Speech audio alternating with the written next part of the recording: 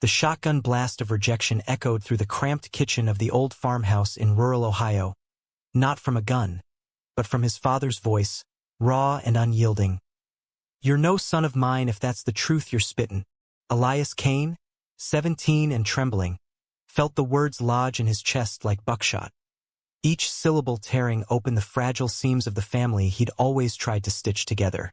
In that instant, as his 10 siblings froze around the scarred oak table, forks midair, eyes wide with a mix of pity and fear, the world he'd known splintered into irreparable shards, leaving him adrift in the eye of a storm he'd never seen coming. Elias had always been the quiet one, the middle triplet in a brood of 10 that sprawled across the Kane property like wild kudzu. Born to Harlan and Marjorie Kane, devout Baptists in the heart of Amish country spillover, the family was a testament to hard work and harder faith. Harlan ran the local feed store, his calloused hands a map of decades spent wrestling cornfields and God into submission. Marjorie kept the chaos at bay with her endless pots of chili and hymns sung off-key while ironing uniforms for the county school. The triplets, Elias, Ezra, and Emmett, were the unexpected bonus after 7 older siblings, crammed into a 3-bedroom house that smelled of hay, motor oil, and Sunday pot roast. From the outside, the Kanes were the picture of Midwestern grit. Friday night football games where the whole clan packed the bleachers, hollering for whichever brother was on the field. Summer barbecues under the ancient oak where Harlan spun yarns about the Nom, and Christmas Eves lit by a single string of lights, everyone squeezed onto threadbare couches for Marjorie's reading of Luke. But inside, Elias carried a secret heavier than the hay bales he hauled after school. A pull toward the boys in the locker room, the way their laughter lingered on his skin like forbidden sunlight. It started small, innocent flickers he buried deep. At 12, stealing glances at Ezra's best friend during youth group, the curve of a jawline under fluorescent lights. By 15, it was a crush on the English teacher, Mr. Hargrove, whose poetry lessons made Elias's heart stutter like a faulty engine. He prayed it away in the hayloft, knees raw on splintered wood, whispering pleas to a God who seemed as distant as the stars pricking the Ohio sky. "Make me normal," he'd beg, tears soaking the straw. But the feelings only grew, vines twisting tighter around his ribs. The triplets were inseparable, or so Elias thought. Ezra, the bold one with Harlan's square jaw and a laugh that could fill a silo, dreamed of enlisting like Dad. Emmett, soft-spoken and artistic, sketched barns and bridges in the margins of his Bibles, harboring dreams of art school that no one dared voice. Elias bridged them, the mediator, the fixer, patching squabbles with jokes, sharing secrets under the covers with a flashlight. They called themselves the E-Team, unbreakable, whispering vows to conquer the world together. But cracks formed in sophomore year. Whispers in the hallways of Milford High, where the football team ruled and queers where punchlines passed like contraband smokes. Elias overheard it first from Caleb, the oldest brother, during a family game night. "Heard about that kid from the next county? Caught kissin' another boy behind the bleachers. They say he's going straight to hell." The room chuckled, even Marjorie, her hand fluttering to her cross necklace. Elias forced a grin, but inside, the fear took root, thorny and unrelenting. It culminated on a sweltering August evening, the air thick with cicadas and the scent of impending rain. The family had gathered for Harlan's birthday, number 58. Pork ribs sizzling on the grill, kids darting through the yard like fireflies. Elias, buzzed on stolen sips of Uncle Ray's beer, felt the words bubble up, desperate for release. He'd confided in Emmett earlier that afternoon, tears streaming as he admitted, "It's me, Em. I'm gay." Emmett had hugged him fierce, whispering, "God's got room for you too, Eli. We'll figure it out." Emboldened, Elias cornered Harlan by the shed after cake, the words tumbling out, "Dad, I gotta tell you something. I'm gay. I like boys. But I love you, and I—" Harlan's face drained of color, then flushed crimson. "What the hell did you just say?" The backyard fell silent as the family converged, drawn by the thunder in his voice. Marjorie clutched her apron, eyes pleading. Ezra and Emmett flanked Elias, but their support wavered Ezra's fists clenched. Emmett's gaze dropped. "You're lying to cover some teenage nonsense," Harlan growled. But Elias shook his head, voice steady despite the quake in his knees. "No, Dad. It's true. I fought it, but—" The slap came swift, Harlan's palm cracking against Elias's cheek like a whip. Gasps rippled through the siblings. Abigail, the eldest sister, covered her mouth. Little Josie, 10 and wide-eyed, started to cry. "Out!" Harlan snarled, pointing to the gravel drive. "Pack your shit and get out. We don't harbor abominations under this roof." Marjorie wailed. "Harlan, no, he's our boy." But Harlan turned on her, eyes blazing. "Bible's clear, Margie. Leviticus don't lie. He's poisonin' the well for the rest." Elias stumbled back, the sting blooming hot on his skin. He looked to his brothers, the triplets' bond fracturing before his eyes. Ezra muttered, "Eli, maybe it's a phase." Emmett, tears streaking his face, reached out but retracted, whispering, "I'm sorry." No one moved to stop him as he bolted to the house, stuffing clothes into a duffel. The faded E-Team t-shirt, his sketch pad, a photo of the 10 of them at the county fair. Downstairs, the silence was deafening, broken only by Harlan's edict. "Don't nobody talk to him. He's dead to us." He walked the 2 miles to town in the gathering dark, rain soaking him to the bone, each step a sob wrenched from his gut. At the Greyhound station, penniless and shivering, he bought a one-way ticket to Chicago with his last $20. The clerk's pitying glance the first kindness in hours. As the bus lurched forward, leaving Milford's lights to fade like dying embers, Elias pressed his forehead to the grimy window, whispering to the night, "I'll make it. Somehow, I'll make it without you." Chicago hit like a freight train, neon chaos swallowing the farm boy whole. He crashed on a park bench the first night, waking to the blare of horns and the stench of garbage. Days blurred into a grind. Dishwashing at a diner for scraps, sleeping in alleys when the shelter overflowed. Hunger gnawed, but pride kept him upright. He enrolled in night classes at a community college, scraping by on Pell Grants and odd jobs, his dreams of architecture. A passion sparked by Emmett's sketches, fueling the fire. It was in a cramped lecture hall, amid blueprints and slide projectors, that he met Theo. Tall, with olive skin and a mop of curly black hair, Theo was a second-year student from a Greek immigrant family in Pilsen. His laugh a melody that cut through Elias's isolation. They bonded over late-night study sessions in the library, sharing falafel wraps and stories of displacement. "My folks cut me off too," Theo confessed one rainy evening, their hands brushing accidentally, or not, over a drafting table, for the same damn reason. But hey, we're here now, building something better.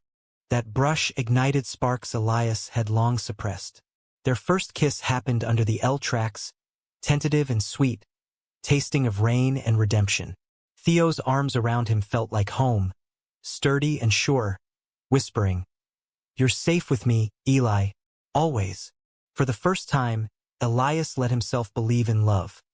Not the twisted, hidden kind, but open, fierce, unashamed.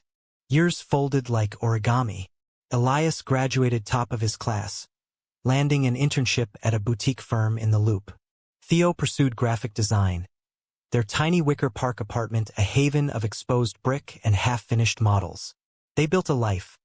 Weekend brunches at and Sathers, pride parades where Elias waved a flag without flinching, quiet anniversaries with homemade baklava. But the ghost of Milford lingered, holidays alone. The ache of unanswered letters Elias sent to a P.O. box, returned unopened. By 25, Elias was a rising star, his designs earning nods from the AIA. A waterfront condo project caught the eye of venture capitalists, and just like that, Kane Architects was born. A sleek firm blending sustainable steel with Midwestern soul. Success snowballed, TEDx talks, features in Architectural Digest, a net worth climbing into 8 figures. Theo stood beside him, his illustrations gracing book covers, their love the quiet anchor amid the storm. Yet the scar tissue itched. On his 30th birthday, over champagne on their balcony overlooking Lake Michigan, Elias turned to Theo, voice thick. I need to face it. Send them something, proof I'm not broken. That I made it. Theo squeezed his hand, eyes soft. You sure, Amor? They don't deserve you. Elias nodded, resolve hardening. Maybe not, but I deserve closure. He wired the money the next day, $100 million, liquidated from his portfolio, earmarked for the family farm's expansion, scholarships for his siblings' kids, a trust for Marjorie's health. The note was simple. For the Canes. No strings. Just, know I did okay. He hit send, heart pounding, imagining the shock rippling through that old kitchen. Days passed, then weeks. No call, no letter, no acknowledgement. Just silence, vast and echoing as the Ohio fields he'd fled. The silence stretched like the endless corn rows Elias remembered from childhood drives. Each unanswered day a kernel of doubt burrowing deeper. He threw himself into work, sketching lofts that pierced the Chicago skyline. But Theo noticed the shadows under his eyes, the way Elias's laugh rang hollow at their dinner parties. It's eating you, Theo said one crisp October night, as they walked hand in hand along the lakefront, wind whipping off the water like a Midwestern gale. Let it go, Eli. They're the ones who lost you. Elias stopped, the city lights fracturing on the waves like broken promises. I thought, maybe money would talk. Show them I'm worth something, even if. Even if what? Theo pulled him close, beards brushing in the chill. You're worth everything to me, to the world. Don't let those ghosts dim that. But the ghosts were stubborn. Flashbacks ambushed him. Ezra's betrayal in the backyard, the way his twin had averted his eyes, choosing blood over bond. Emmett's silence on the family group chat. Elias had crashed years later, begging for a word. He'd rebuilt, yes, friends now like family, a chosen tribe of architects and artists who toasted his triumphs with craft IPAs. But the hole gaped, raw and unrelenting. Meanwhile, back in Milford, the wire transfer landed like a meteor. Harlan stared at the bank statement in the feed store office, the figure blurring through cataracts born of age and regret. 100 million. From Elias. The boy, no, the man he'd cast out like yesterday's slop. Marjorie, frilier now with arthritis gnawing her joints, wept silently in the kitchen, the check clutched like a lifeline. He remembers us, she whispered to the empty chairs where siblings once squabbled. But Harlan's pride was a fortress, cracked but unbreached. Devil's money, he muttered to Ezra, who ran the store now, his own boys, Elias's nephews, toddling underfoot. Ezra, balding early like Dad, shifted uncomfortably. The triplets' pact had frayed long ago. He'd married Sarah from church, popped out 3 kids, buried the unease of that night under layers of normalcy. What if we just say thanks? Quiet like. Harlan's glare could curdle milk. We say nothing. He chose his path. This is pity, not penance. Word spread through the family like kudzu on a fence. Abigail, the steadfast sister who'd taken over Marjorie's quilting circle, penned a draft letter in her looping script. Dear Eli, we've missed you. The money will help the young ones. But it sat unsent, vetoed in hushed conclaves. Emmett, the artist who'd traded sketches for a graphic tea shop in Columbus, stared at his phone, thumb hovering over Elias's last number. Changed years ago, but hope died hard. He'd married Lena, a quiet librarian, and their daughter sketched like her uncle. But Emmett's dreams had atrophied, confined to screen prints of barns that echoed Elias's old passions. Little Josie, now 24 and teaching 3rd grade, was the spark. At Thanksgiving, Harlan's health failing, oxygen tank wheezing like an old accordion, she cornered the elders in the den. He's our brother. Triplet. We owe him everything. The room bristled. Caleb, the football hero turned trucker, grumbled about lifestyles. Sarah, Ezra's wife, clutched her cross. But Josie's eyes, fierce as Elias's, held fire. Silence is cruelty. We're better than this. Marjorie nodded weakly, her voice a rasp. She's right. I've prayed on it. God forgives. We should too. Harlan stormed out, but the seed took root. Whispers turned to plans. A family meeting, a drive to Chicago. Ezra volunteered, Emmett tagging along, the twins' first road trip in decades. They packed Harlan's old Ford, the engine coughing like Dad's lungs, and hit I-90 west, hearts heavy with unsaid apologies. Elias, oblivious, dove deeper into his world. The firm boomed. A commission for a queer youth center in Boys Town became his passion project. Glass walls symbolizing transparency, rainbow accents woven into the steel. Theo designed the lobby murals, vibrant strokes of chosen families blooming from fractured roots. At the groundbreaking, shovel in soil, Elias felt a tremor. Not fear, but possibility. "This is for us," he told the crowd, voice steady. "The outcasts who build anyway." That night, love crested. Back home, candles flickering against the loft's high ceilings, Theo drew him into bed. Their bodies a language of forgiveness, slow, reverent touches tracing scars both seen and unseen. "I love you," Theo murmured against Elias's neck. "For the fighter in you." Elias clung tighter, the silence from Ohio fading to a dull hum, replaced by the rhythm of heartbeats sinking like well-oiled gears. But fate, that capricious architect, had other blueprints. The knock came at dawn, 2 weeks later. A Sunday, coffee brewing, Theo humming Sinatra in the shower. Elias opened the door to ghosts. Ezra and Emmett, older, softer around the edges, standing awkward in flannel and jeans. A thermos of Marjorie's chili clutched like an olive branch. "Eli," Ezra choked, voice gravel from disuse. We came." Time fractured. Elias's hand gripped the doorframe, knuckles white. Rage boiled first. How dare they show now? Then pity, then a tidal wave of grief. 15 years, he whispered, stepping aside. "Come in." The apartment swallowed them, sleek lines clashing with their farm-bred bulk. They sat at the island, mugs steaming, the chili untouched. Emmett broke first, tears carving tracks down his cheeks. "I'm sorry, brother, for everything. I was scared Dad's shadow loomed so big. But you were always the brave one." Ezra nodded, fiddling with his wedding ring. "The money hit like a bomb. Dad's dying. Eli. Cancer. Won't take treatments, says it's judgment. But Mom, she made us come. Said silence is the real sin." Elias's throat tightened. Harlan, the unyielding oak, felled. He poured whiskey, smooth, expensive, against the burn. "Why now? After the wire? Was it the millions that brought you?" Emmett flinched. "No. God, no. It was the note. No strings. That's you. Always giving, even when we took it all away." They talked for hours, words tumbling like autumn leaves. The siblings' lives unfolding, marriages, divorces, grandkids with Ezra's nose. Emmett's shop thriving, but his art stalled. Josie's fight for the family to reach out sooner. Laughter cracked through, tentative.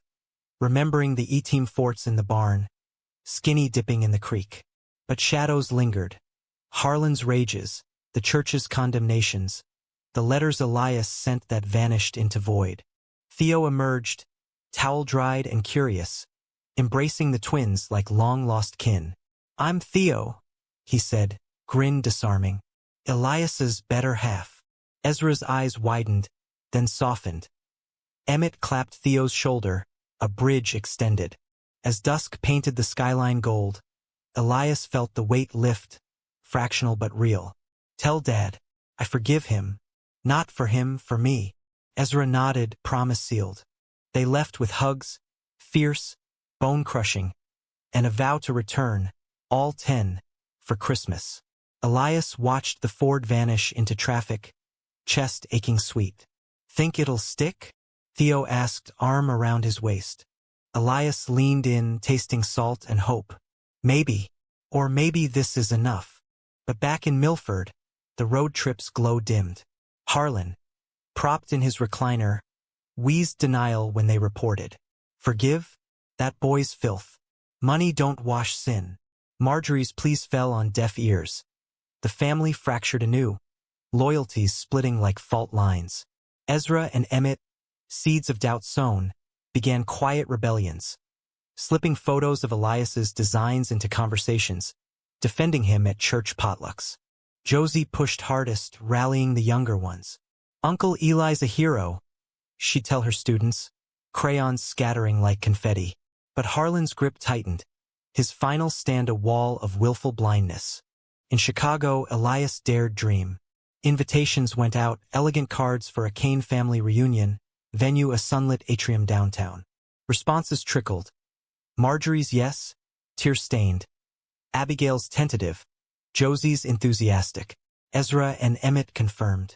But Harlan? Silence again. Winter crept in, snow dusting the city like forgotten grace. Elias and Theo strung lights in the loft, a tree heavy with ornaments from travels.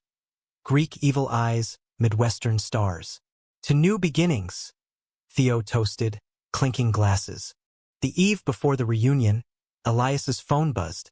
Unknown Ohio number. Marjorie's voice, frail but fierce. He's gone, Eli. Last night, peaceful. Asked for you in the end. The world tilted. Elias sank to the floor, sobs racking him. Theo held him through the night, a lighthouse in the gale. Harlan Kane, the man who'd shattered him, reduced to ashes in a columbarium drawer. The funeral was a study in contrasts. Milford's gray December drizzle against the warmth of a packed church, mourners in wool coats murmuring condolences amid poinsettias and flickering candles. Elias arrived with Theo at dawn, the drive from Chicago a blur of salted highways and half-heard hymns on the radio. He debated coming, ghosts and grudges warring in his gut, but Marjorie's plea, whispered over a crackling line, sealed it. He needs you here, even if he won't say.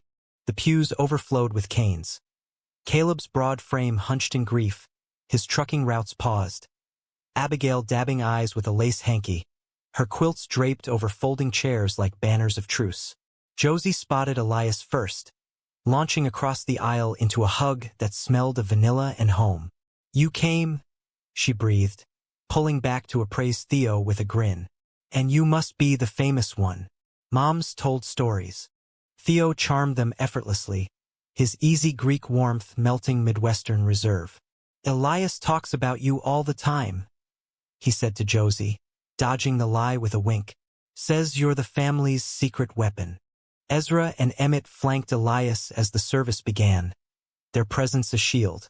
The pastor, old Reverend Tate with his fire and brimstone bent, droned on Harlan's virtues.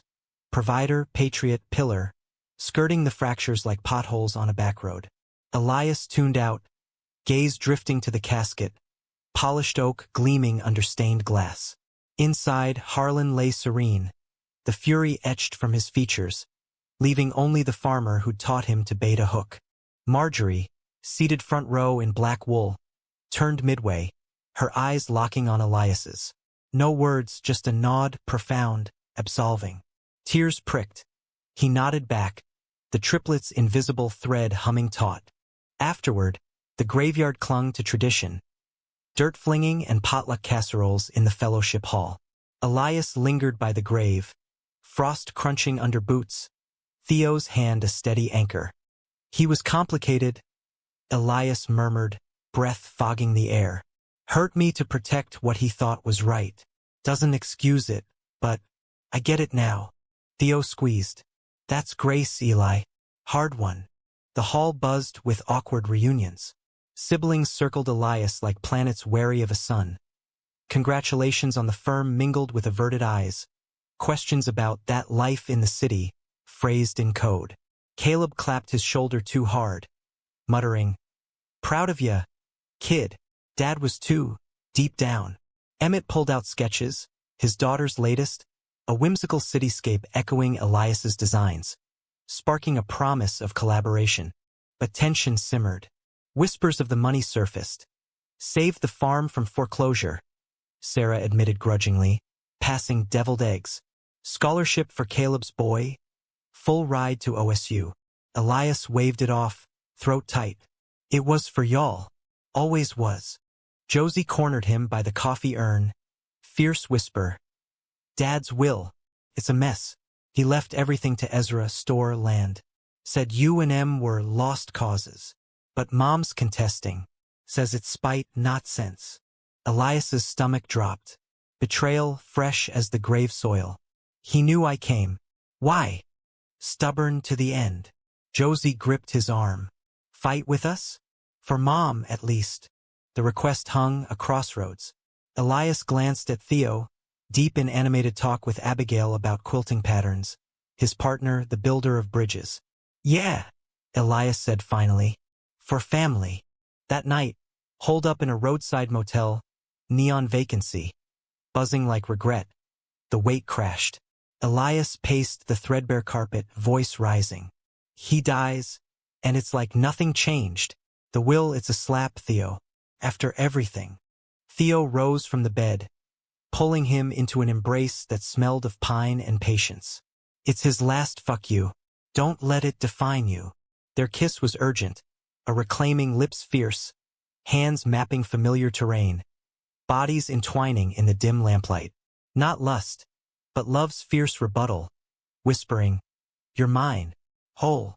Sleep came fitful, dreams of triplets racing through cornfields, Harlan's shadow looming long. Morning brought lawyers, dry Midwestern suits in a county office reeking of stale Folgers. Marjorie's attorney, a sharp-eyed woman named Greer from Columbus, laid it out. Harlan's will, scrawled in his chicken scratch, cut Elias and Emmett out cold, citing moral lapses. The farm, the store, Ezra's by fiat. But ambiguities abounded. Joint assets with Marjorie, vague codicils about heirs in good standing. Ezra squirmed in the vinyl chair, face flushed. I didn't know, Eli. Swear it. Dad sprang it last week. Said it was protectin' the legacy. Emmett nodded vehement. We'll sign it over. Half to you, half to me. Mom gets the house outright. Greer steepled fingers. Not that simple.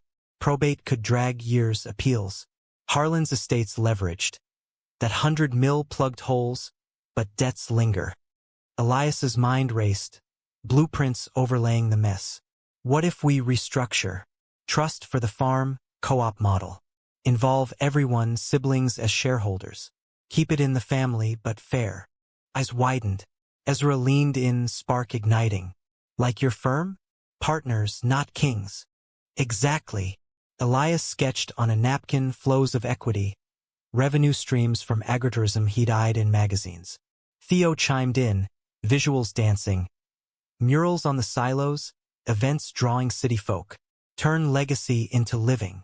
Marjorie, silent till then, smiled faint. Harlan would have hated it, which means it's right. Laughter bubbled, tentative, a dam cracking. But outside, Caleb waited, arms crossed. This hippie bullshit? Dad built that with sweat, not spreadsheets. Elias faced him, steady. And I'm offering to build on it. With you. Or we let spite win. Caleb deflated, shoulders sagging. Fine. Trial run. Back in Chicago, the holidays blurred into blueprints anew. Not condos, but a Kane legacy project. Elias and Emmett zoomed nightly, pencils flying. Ezra sent soil samples for sustainable plots. Josie organized a family chat. First time in years. Memes and grandkid pics flooding the feed. Theo mediated, his humor the glue. If we can design a queer center, we can redesign a dynasty. Yet doubt nipped heels. Whispers from Milford reached via Josie. Church elders decrying the gay one's influence. Caleb's wife balking at city vices, tainting the land. And Emmett confessed, over a virtual beer. Ezra's wavering. Sarah's pushing him to take the will as is. God's will, she says. Elias's heart clenched. Betrayal's echo round two. After the funeral? The talks. Old habits, brother. But I'll fight. For us. Climax brewed in February. A storm front rolling in like Judgment Day. Elias flew solo to Ohio. Theo buried in deadlines. For a summit at the farm. Snow blanketed the fields, pristine and unforgiving. The kitchen table, scarred from decades of meals, hosted the showdown. All 10 siblings, Marjorie at head like a dowager queen. Ezra laid it bare, voice cracking. I can't, Eli. Sarah's right, the will's clear. Dad's wishes. Takin, your ideas. It'd kill the soul of this place. Gasps rippled. Emmett slammed a fist. Soul? This is greed, easy. Blood over bond, again. Caleb nodded slow. He's got a point. We owe Dad loyalty. Josie erupted, chair scraping. Loyalty? To a dead man's hate? Eli gave us millions, no, gave us a chance. And you spit on it. Elias sat frozen, the room spinning. Betrayal, sharp as Harlan's slap. Not from Dad's ghost, but flesh. The twin who'd shared his womb. Ezra, he said, quiet, voice steel. That night, you looked away. Now this? History, Ryman. Ezra's eyes glistened, but jaw set. It's not you, Eli. Protectin' what's ours. Marjorie rose then, frail but thunderous. Ours? This family's mine too. Elias, my boy, my heart. You all sit in judgment, but who's judging you? She tore the will from her purse, ripping it slow, deliberate. No more silence. No more chains. Chaos erupted, shouts, tears, Ezra storming out into the snow. Emmett chased. Caleb mediated gruffly. Elias slipped to the porch, breath ragged. The old oak looming like a sentinel. Theo's text buzzed. Miss you. Storm passing? Not yet, Elias replied, but as flakes swirled, resolve crystallized. This wasn't defeat, it was detonation.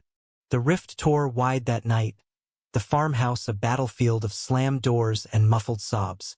Elias bunked in his old room, twin beds sagging under ghosts, staring at water-stained ceiling, the E-Team poster curling at edges like a betrayed vow. Sleep evaded. Instead, memories paraded. Harlan teaching him to drive stick on dirt roads, gravel spitting. Marjorie's lullabies, voice weaving safety nets. Love twisted by fear, but love nonetheless. Dawn broke brittle, coffee perking in the kitchen as truces formed. Marjorie found him there, hands trembling on mugs. Ezra's scared, Eli. Of change. Of you, Shernine, so bright. It shows our dim. Elias sipped, bitter. Doesn't make it right. No. She touched his hand, veins mapping sorrows. But family ain't neat lines. It's knots, tangled but holden.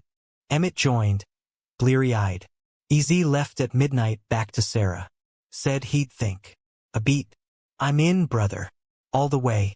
Let's build that co-op. Word spread.